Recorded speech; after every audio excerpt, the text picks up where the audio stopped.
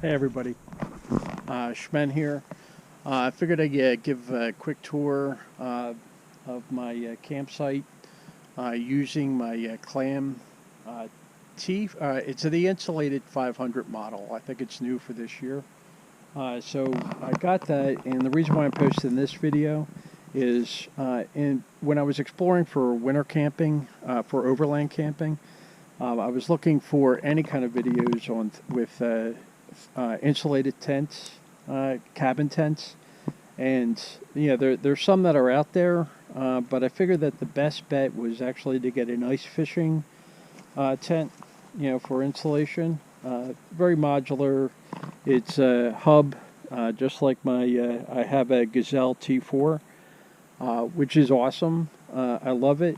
Last time I went using it during the winter, it was about 20 degrees outside, that's Fahrenheit, and inside I got it as high, and that's running Mr. Buddy, and there's my propane tank, running Mr. Buddy at high, and I got it up to like 45 degrees Fahrenheit, so which is better, but I'm still looking for a little bit more comfort when I'm doing overland. Obviously, I'm packing in everything, when I'm going out. Normally, I'll do backpacking, but when I'm doing overland, I'm looking for some glamping. So I got the CLAM. It's the thermal, like I said, the thermal 500, their lookout model.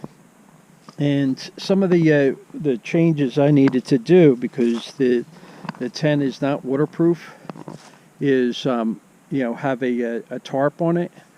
But I figure if I'm going to do a tarp, I might as well do it right, do it big. So I got a 12 by 20 tarp. It's nowhere near lightweight for sure, let alone ultralight. It's just a cheapo Harbor Freight deal, but last night it was raining cats and dogs, and it worked out great. I was able to sit under the tarp. It got down to 47 degrees outside. So when I went inside, and I did get the optional floor in here, and let me turn on the light in here. So I did get the floor for it. I also have the Sportsman's extra large cot. I have the Kodiak 0 degree extra large. What is this called? Yeah, the Kodiak. So that in itself kept me warm, but Mr. Buddy, he kept me real warm. Got up to 85 degrees when I woke up in the middle of the night sweating.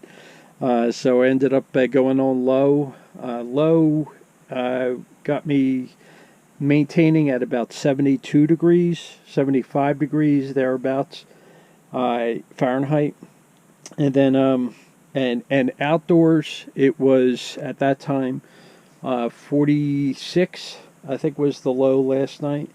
So I didn't even need such a heavy sleeping bag, but dang, this sleeping bag is amazing. Highly recommend it, as well as the cot. The cot's very comfortable, very sturdy, and as far as the tent itself, lays out nice. Got a Coleman table, good. Not the small one. I got something that I could actually get some utility out of. So obviously I need to watch movies, so I got my iPad on there. As a safety precaution, with the buddy heater, hopefully you could see this okay. I got a carbon monoxide monitor, and down on the floor there I got silicone pads. So anything to protect the floor from any kind of heat, although the heat's being directed up. I do have the fan for Mr. Buddy. I chose not to use it only because as an experiment, my first experiment was actually to I have a Coleman dual gas lantern, so I wanted to see how well that did initially, for getting the temperature up in the cabin. I'll call it a cabin. And it actually did. So I got it 7 degrees warmer inside the tent using the Coleman. So I figured, with no ventilation up on the roof other than the side jackets there's 3 of them, within the tent itself. I got enough air moving around, and the light that I have up there is a combination that's a $17 jobber from Amazon. So that one is pretty awesome. So any kind of heat that rises, and if I need it circulated, I can actually turn on the fan to push the air down, the warmer air down. But like I said, I had zero need to do that. What else? Any other mods? The only other mod that I did on the CLAM was I sprayed it with waterproofing, because I knew I'm a short guy. I'm only 5'8", so I strung a ridge line, but I know I'm only going to be able to reach up so high.